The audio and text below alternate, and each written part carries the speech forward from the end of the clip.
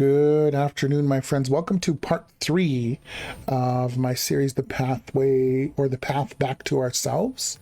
Part 3 is entitled The Body Speaks, Illness, Adaptation, and the Psychedelic Path to Wholeness.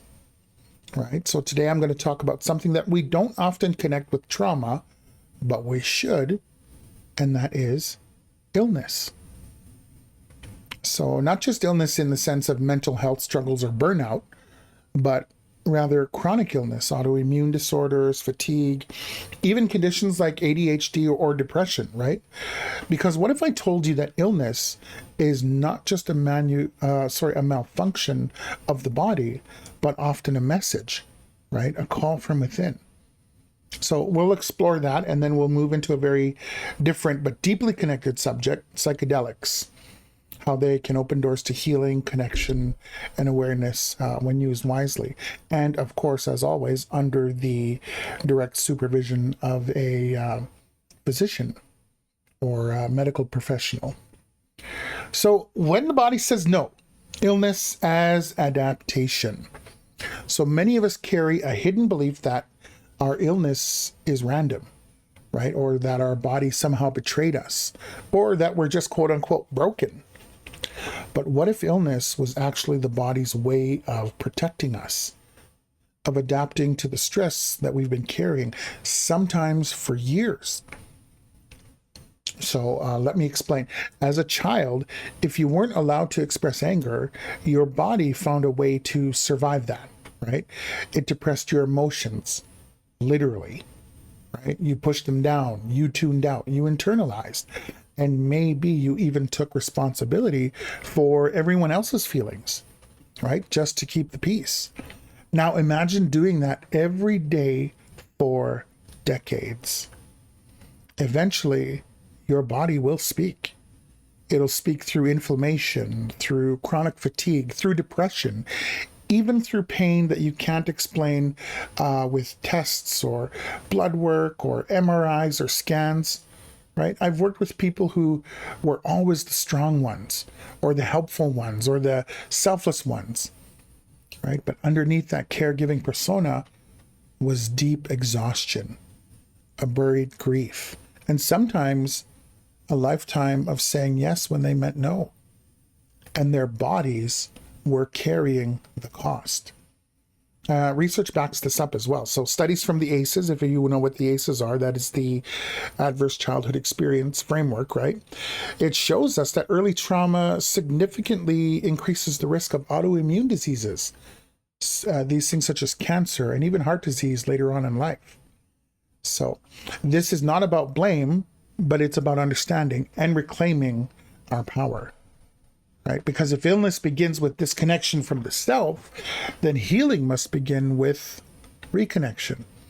Right? So that means learning to say no without guilt.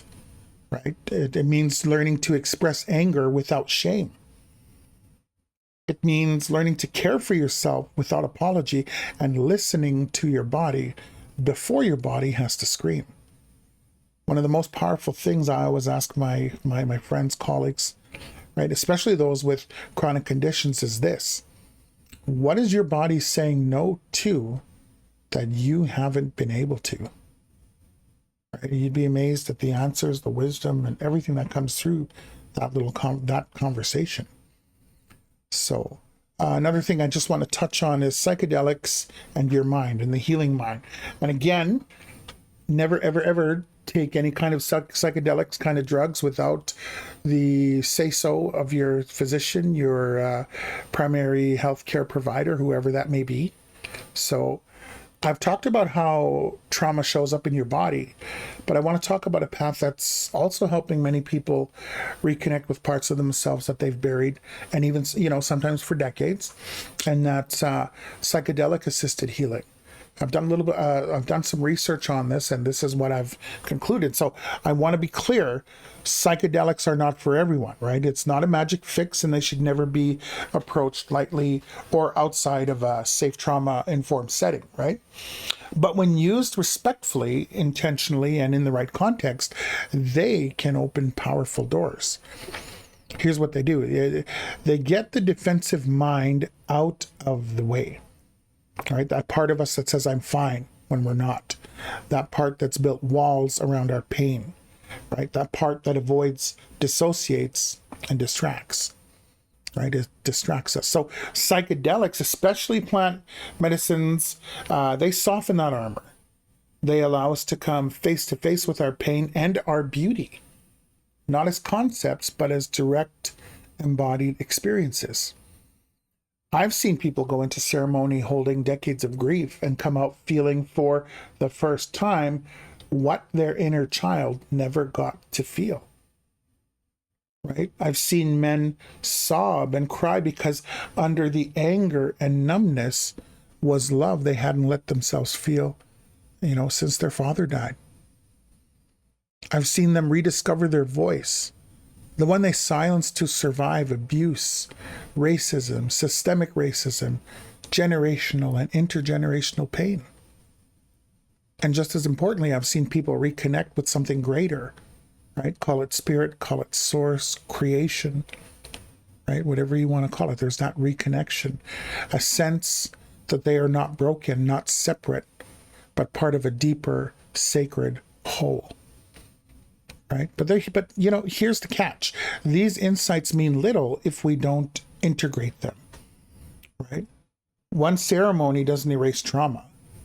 One mushroom journey doesn't heal a lifetime of disconnection. What matters is what you do afterward. That's why traditional cultures use plant medicine, right, in community and ceremony with elders, with storytelling and with songs, because healing isn't about the drug. It's about what the medicine reveals. So if you choose this path, choose it wisely, right?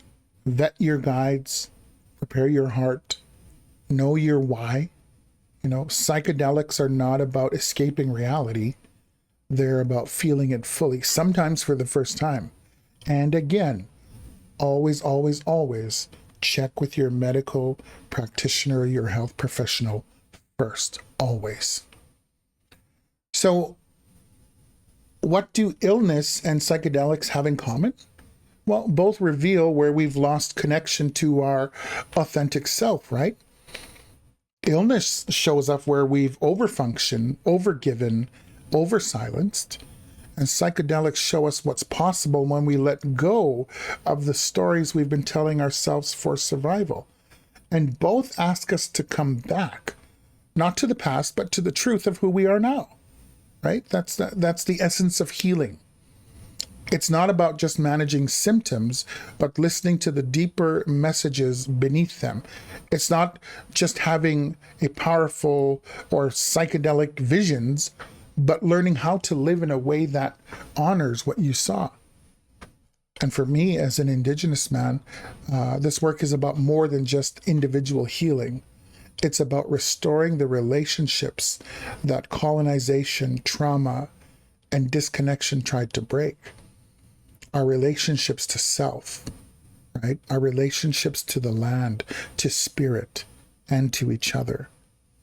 So whether your body is speaking through illness or your soul is calling through ceremony, the message is the same. And that message is, come home. Not just physically, but emotionally, spiritually, energetically. Come home to your boundaries. Come home to your grief. Come home to your joy. And know this, you are not your diagnosis. You are not your past. You are the one learning to listen. Finally, learning to listen to your truth. And that is where the healing begins. So with that, my friends, I just wanted to just interject a little bit more on my series here of the path back to ourselves. And again, if you're wanting to explore the psychedelic part of that, again, check with your medical health professional, do your research. And you know what? I always invite people to challenge the stuff that I say, because like I said, I don't know everything. I don't profess to know everything. This is all based on research that I have done. A lot of it is life experience as well. But I hope that you'll find some purpose in it, that you'll find some help in it, and that you'll use it as a tool to help yourself and better yourself. And with that, my friends, have a wonderful day. Keep on keeping on. Keep doing what you do to make yourself an amazing individual. And again, reach out to those who can help you when you're feeling overwhelmed, when you're feeling that you can't make it. Because I'll tell you, you can make it, and you will make it. Again, much love and respect. EJ here with Warriors Path Therapy. Until we meet again, until I talk to you again. How we say it in Anishinaabe is, Yigawapam and Minawa. I'll see you again. And Miigwech. Thank you.